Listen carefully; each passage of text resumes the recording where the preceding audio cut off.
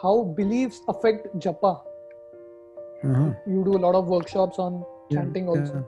So if you're trying to go somewhere, you're not going to go beyond that because that's your goal. So I started to see how devotees' goals were often connected to beliefs of what they could achieve. And it was kind of what they could achieve based on their own ability, not what is possible transcendentally. Everyone knows how when you chant in the afternoon, your rounds aren't good. Your rounds are good in the morning, but in the afternoon, they're not good. Or the evening, late at night before I go to bed and I'm tired, they're not going to be as good as they are at 4 in the morning or 3 or 2 or whatever, which is generally true, but that's also a belief.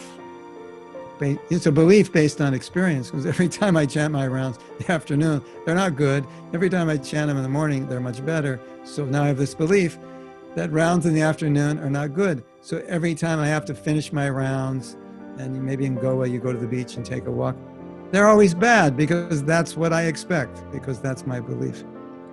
So because I had done a lot of work on beliefs, I could transcend that, or I could work through that. And so I wouldn't allow myself, if I have rounds left. Right now in COVID, I go out for a walk every day, like 4 or 5, and finish my rounds because I need to walk to get some exercise. So I don't go out thinking, well, it's 5 o'clock, it's the afternoon, it's going to be bad. I just go out thinking let's make them good. Why not? And so I started asking devotees. I said, so what are your rounds like outside the morning? They're not very good. Everybody knows they're not going to be good. They're bad. And so we would, I would let them talk about that. And then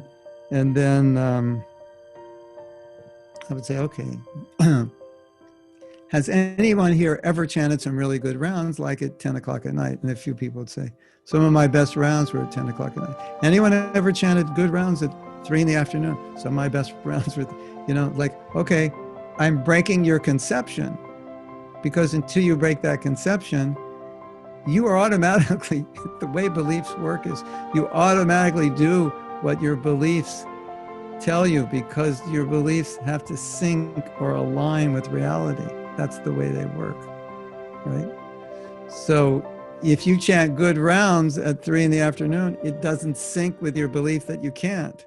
So automatically, subconsciously, you'll actually cause yourself to chant bad rounds to sync with that belief, which is crazy, isn't it? But it's a reality, and it's good to know that.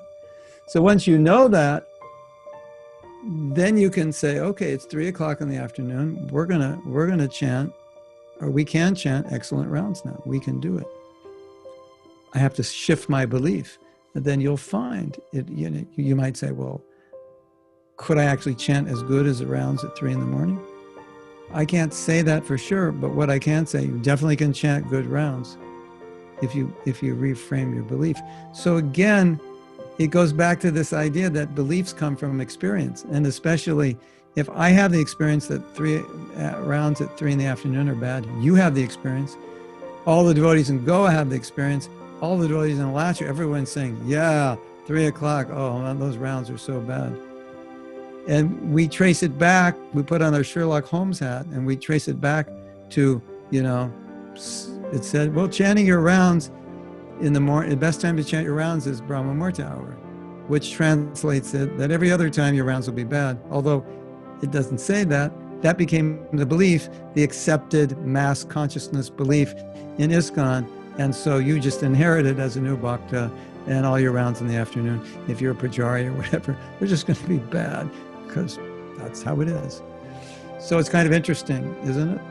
To see that whole process work. And so, when I studied beliefs and I did work on myself, then I started seeing all kinds of beliefs. This is not just with Japa. There's all kinds of beliefs in ISKCON going around. If you do this, it's bad, and if you do this, it's good. So once you understand the process of beliefs, then you have more control, because then you can think, well, wouldn't it be better to believe that I can chant good rounds any time of the day? Wouldn't that help? And you think, yeah, it would.